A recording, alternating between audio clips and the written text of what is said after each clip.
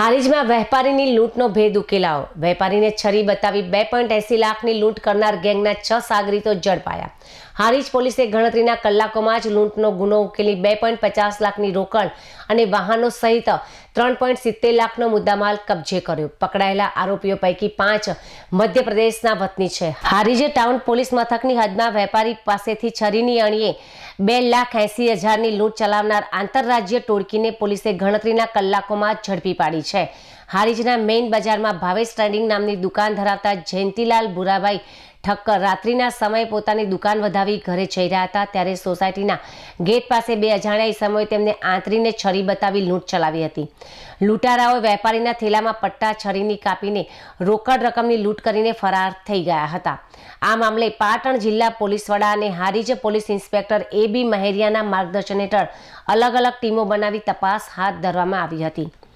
Police તપાસ દરમિયાન બાતમી મળી હતી કે અગાઉ હારીજમાં રહી ચૂકેલા અને હાલ વિસનગરમાં રહેતો દીપક સિંધી નામના શખ્સે બહારથી માણસો બોલાવી આ લૂંટને અંજામ આપ્યો છે। બાતમીના આધારે વિસનગર ખાતે શ્રીનાથનગર સોસાયટીમાં તપાસ કરતા દીપક સિંધી તેના ઘરે અન્ય સાગરીતો સ્નેહલ શાહ તેમજ સંજુ ડોડિયા, વરુણ પ્રજાપતિ, ચિરાગ બસોડ અને જય બલ્લઈ સાથે મળી આવ્યો હતો। પોલીસે આ તમામ 6 આરોપીઓની ધરપકડ કરી તેમની પાસેથી લૂંટમાં ગયેલી રોકડ રકમ 2.50,000 તેમજ 5 મોબાઈલ ફોન, 1 એક્ટિવા, 1 મોટરસાયકલ અને 2 નંબર પ્લેટ મળી કુલ 3,70,500નો મુદ્દામાલ જપ્ત કર્યો છે। પકડાયેલા આરોપીની પૂછપરછમાં જાણવા મળ્યું હતું કે લૂંટમાં વપરાયેલ મોટરસાયકલ હિંમતનગરના મોતીપુરા બ્રિજ પાસેથી અને એક્ટિવા ગાંધીનગરના રાંધેજા પાસેથી ચોરી કરવામાં આવ્યું હતું। આ વાહન ચોરી અંગે પણ હિંમતનગર અને પેથાપુર પોલીસ મથકે ગુનો નોંધાયેલો છે। પકડાયેલા 6 આરોપીઓ પૈકી દીપક સિંધી સિવાયના તમામ 5 આરોપીઓ મધ્યપ્રદેશના ઉજ્જૈનના વતની છે। જ્યારે આ ગુનામાં સંડોવાયેલ અન્ય એક આરોપી રામુ ઠાકુરને પકડવા માટે પોલીસે ચક્રો ગતિમાન કર્યા છે। આ ગુનાની ટૂંક હકીકતની વાત કરીએ તો તારીખ 20/4/2026ના રોજ હારીજ ટાઉન વિસ્તારમાં હારીજ ટાઉનના જે આ કામના ફરિયાદી છે જયંતીલાલ ભુરાલાલ ઠક્કર કે જે તે હારીજ બજારમાં ભાવેશ ટ્રેડિંગ નામની પોતાની કરિયાણાની દુકાન ચલાવે છે, એ રાત્રિના આશરે 9 વાગે પોતાની દુકાન બંધ કરીને જે વકરાના પૈસા છે એને થેલીમાં લઈને પોતાના 2 વ્હીલર ઉપર જ્યારે જઈ રહ્યા હતા ત્યારે અચાનક જ 2 વ્હીલર ઉપર 2 અજાણ્યા ઈસમોએ એમને આંતરીને છરી બતાવીને જે આ વકરાના પૈસા હતા એને લૂંટીને ત્યાંથી તાત્કાલિક ફરાર થઈ ગયા હતા।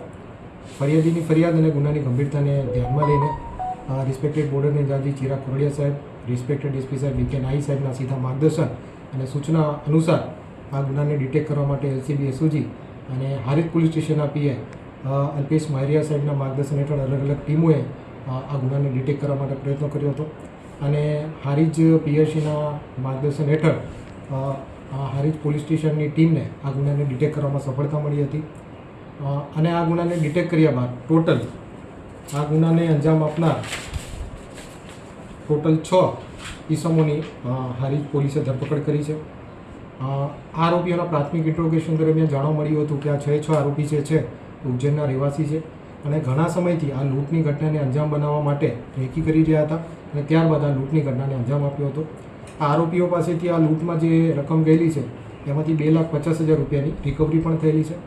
આરોપીના સર્ચ એન્ડ સીઝર દરમિયાન અમને 2 વ્હીકલ પણ આરોપી પાસેથી સીઝ કરવામાં સફળતા મળી છે અને આ વ્હીકલની તપાસ દરમિયાન જાણવા મળેલું હતું કે આ વ્હીકલ છે એ એમણે હિંમતનગર અને ગાંધીનગર ખાતેથી ચોરીને ત્યારબાદ આ ગુનામાં વાપરેલા હતા।